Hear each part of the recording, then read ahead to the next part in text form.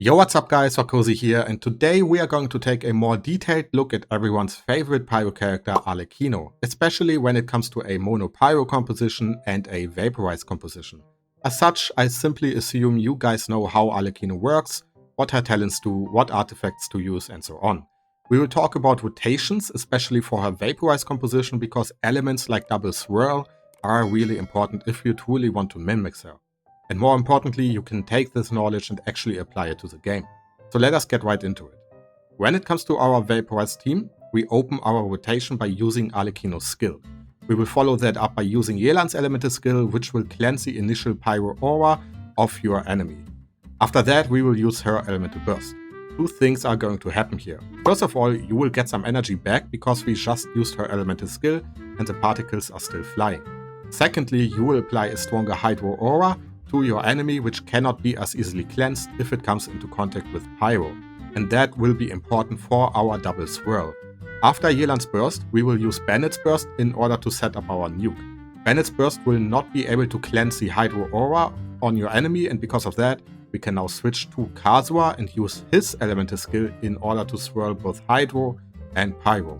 Hydro is on our boss, and pyro comes from Bennett's burst itself. After that, we switch to Arlecchino, use your charge attack, and nuke your opponents. Before we move on, let me answer a question you might have. Why not Kazuha's elemental burst? Well, simple. First of all, it takes longer to cast than his elemental skill, and secondly, in a single target situation, it does not give you that much of a damage gain.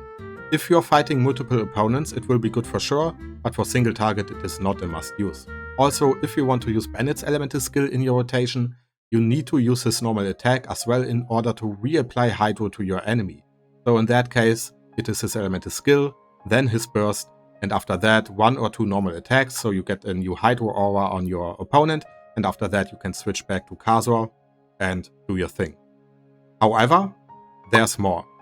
This will probably not be useful to 90% of people out there, me included, but if you want to truly min-max your Vaporize damage, we need to make sure that at least our first normal attack on Arlecchino is going to vaporize our opponent. For that, we are going to make use of her internal cooldown mechanic. Her ICD is a standard one, which means that after 3 attacks she will have an internal cooldown where she cannot trigger a Vaporize reaction for a few moments. But we can use that to our advantage in order to ensure that her Vaporize is active for her 2 strongest attacks. So basically, after setting up our burst rotation, we do 3 normal attacks in order to reset our ICD, use our charge attack, and absorb our Bond of Life, which will reset our normal attack chain. After that, just use your normal attacks and at least one of them is going to vaporize your enemy. And like I said, those attacks have the highest overall multiplier. And if you're lucky enough, you will get even more vaporizes on those first attacks. Here's a perfect example for such a rotation.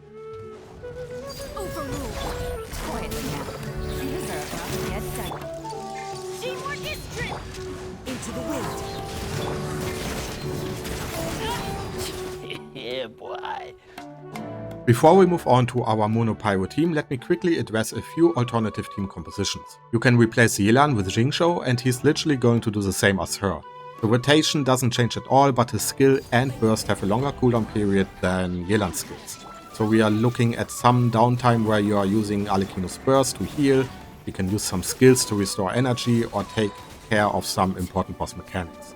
You can also use Sucrose for this composition because she does provide some elemental mastery, while also being able to use the thrilling tail of the Dragon Slayer. Let me quickly show you the difference when it comes to that by doing floor 12 chamber 1. The rotation will be slightly different and I will pin it for you guys down in the comment section. Also, if you're struggling on this version of Abyss 12, I have a guide up for that one as well. But for everyone watching this video, just avoid this big area frost attack by using Arlecchino's burst. That is the easiest way of dealing with it. Unless you're a god gamer and you can dodge it manually. If you can, I'm super jealous. After that, just restart your rotation and those 3 guys shouldn't be a problem at all. Moving on to our Mono-Pyro composition, it gets much easier.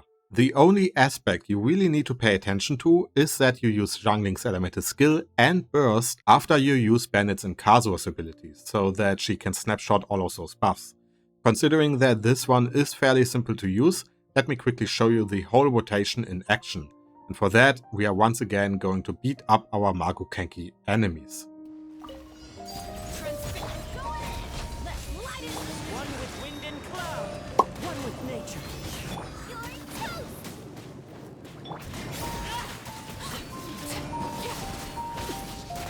Witness my rise. Overruled. Teamwork is true. Fallen leaves. Adorn my night.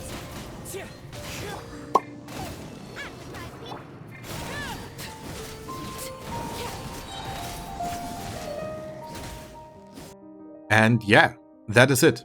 If this is new to you, or if you're not used to doing double swirl rotations, go ahead and practice them on some bosses.